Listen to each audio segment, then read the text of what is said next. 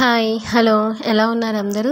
నేనైతే చాలా బాగున్నానండి. సో, ఇదొచ్చేసి నా డైలీ మార్నింగ్ రొటీన్ అనమాట. పొద్దున్నే నేను లేవంగానే ముందు ఇల్లు, వాకిలి అన్నీ ఊడ్చేసుకొని, ఆ తర్వాత గిన్నెలవి ఉంటే అవి కూడా కడిగేసుకున్నాను. ఆ తర్వాత ఇంకా నా డైలీ ఎవ్రీడే మార్నింగ్ నేను, మా పాప అయితే బీట్రూట్, క్యారెట్ జ్యూస్ తాగుతాము. సో, అందుకని చెప్పి నేను ముందు బీట్రూట్‌ని, క్యారెట్‌ని కూడా మొత్తం పీల్ ఔట్ చేసేసుకొని చక్కగా ఇలా చిన్న చిన్న ముక్కలుగా కట్ చేసేసుకొని జ్యూస్ అయితే చేసుకుంటున్నాను. మా వారైతే ఈ జ్యూస్ తాగడానికి అంత ఇంట్రెస్ట్ చూపించరండి. నేను మా పాప మాత్రమే తాగుతాము. మా పాప కూడా అంత ఇష్టంగా ఏం తాగదు. అవి చెప్పి ఇవి చెప్పి అట్లీస్ట్ 20 మినిట్స్ అన్నా పడుతుంది తనకి తాగించడానికి.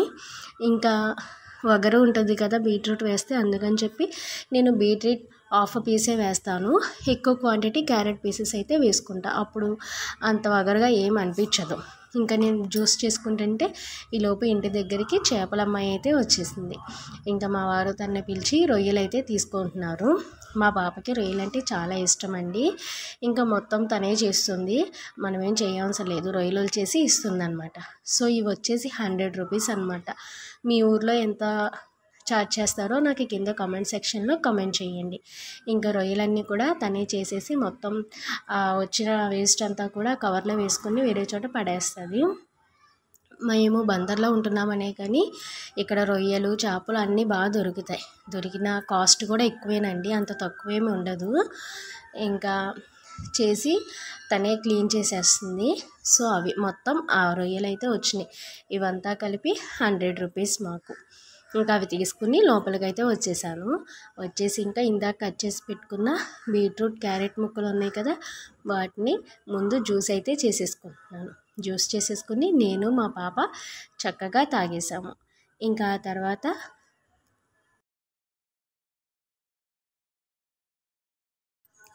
దోసపిండి ఉందండి. ఇంకా దోసపిండి కలుపుకోవాలి సాల్ట్ అవన్నీ వేసి.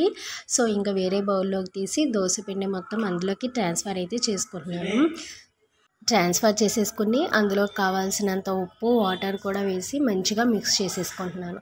ఇలా మిక్స్ చేసేసుకుని ఇంకా ఫాస్ట్గా దోశలు అయితే వేస్తున్నాను. ఇంకా దోశలు వేసేసుకుని మా పాప, నేను అయితే తినేసాం. మా వారు బయటకు వెళ్ళారండి కూరగాయలు, సరుకులు అవి తీసుకురావడానికి. ఇంకా మా ఇద్దరికి మాత్రమే దోశలు అయితే వేస్తున్నాను. చాలామంది దోశలోకి పల్లీ చట్నీ, పుట్నాల చట్నీ ఇటువంటివి ఇష్టపడతారు కదా. సో నాకు ఎందుకు అవంత ఇష్టం ఉండదండి.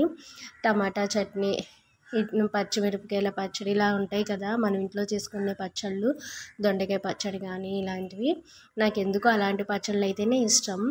దోశలోకి కానీ ఇడ్లీలోకి కానీ నేనైతే అవే తింటాను. కానీ మా పాపకి, మా వారికి అయితే ఆ పల్లీల చట్నీ లేదంటే పుట్నాల పప్పు చట్నీ ఇటువంటివే వారికి ఇష్టం, అవే లైక్ చేస్తారు. ఇంకా వాళ్ళు కంపల్సరీగా చట్నీ అయితే చేసుకుంటారు.